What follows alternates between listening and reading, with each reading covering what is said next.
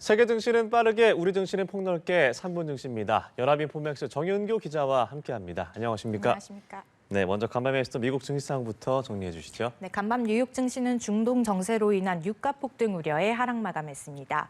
이스라엘의 이란 석유 시설 타격설로 국제 유가는 폭등했습니다.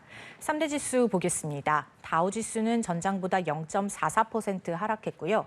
S&P 500 지수와 나스닥 지수는 각각 전장 대비 0.17%, 0.04% 내리면서 장을 마쳤습니다. 간밤에는 미국의 새로운 경제 지표도 대거 발표됐는데요. 투자 심리를 좌우한 건 국제유가의 폭등이었습니다. 석유 수출국 기구 회원국인 이란은 하루 300만 배럴 이상의 석유를 생산하고 있는데요. 이스라엘이 이란의 석유 시설을 타격할 수 있다는 관측에 조 바이든 미국 대통령이 논의 중이라고 밝히면서 서부 텍사스산 원유와 브렌트유는 각각 5% 넘게 치솟았습니다. 이스라엘이 이란의 석유 시설을 타격하게 되면 유가는 걷잡을 수 없이 급등할 것으로 분석되고요.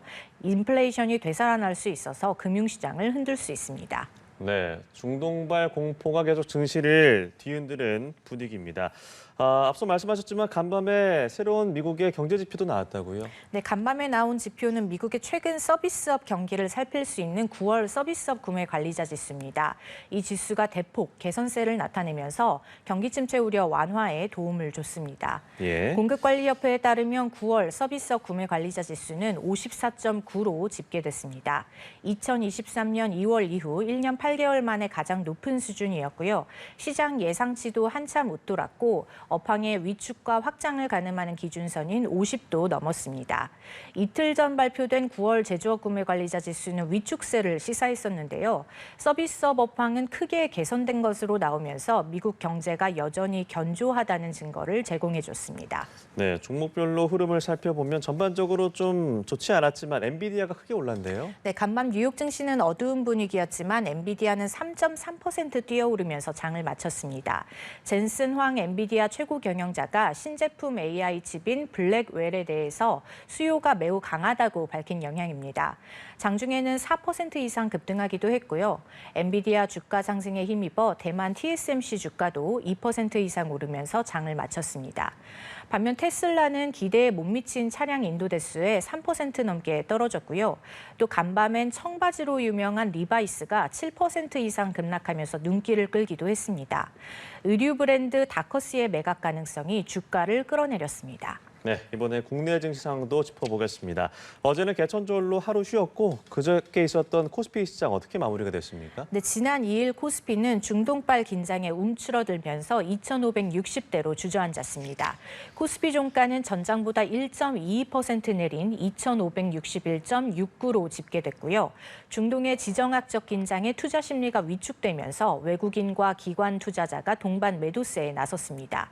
종목별로 봐도 대부분 부진한 흐름을 보였는데요. 코스피 시가총액 1위 삼성전자는 6만 1,300원으로 장을 마쳤지만 장중 6만 원 선도 붕괴되면서 52주 신저가를 경신했고요.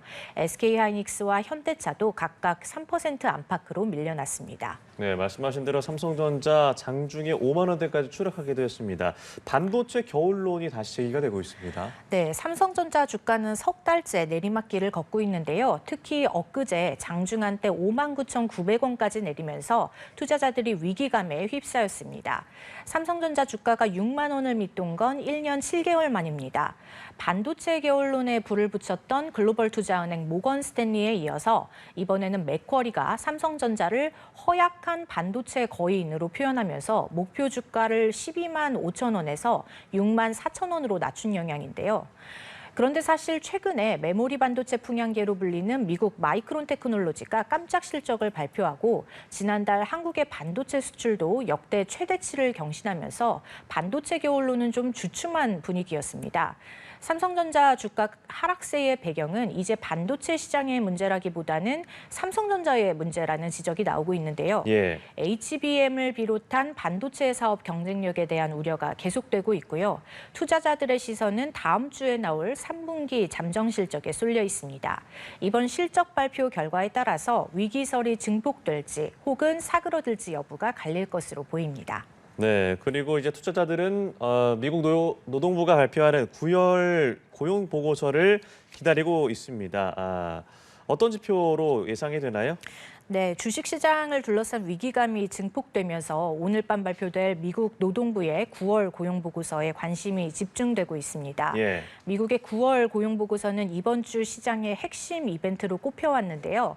중동의 지정학적 긴장이 고조되고 우리 증시의 버팀목이었던 반도체 업황에 대한 불확실성도 커지는 와중에 미국의 고용지표마저 꺾이면 적잖은 충격이 있을 것으로 예상돼서입니다. 시장에선 미국의 9월 취업자 수가 전월 대비 14만 명 정도 증가하고 실업률은 4.2% 정도일 것으로 전망하는데요. 고용지표가 예상보다 부진하면 경기 침체 우려와 함께 시장이 출렁일 수 있겠고요.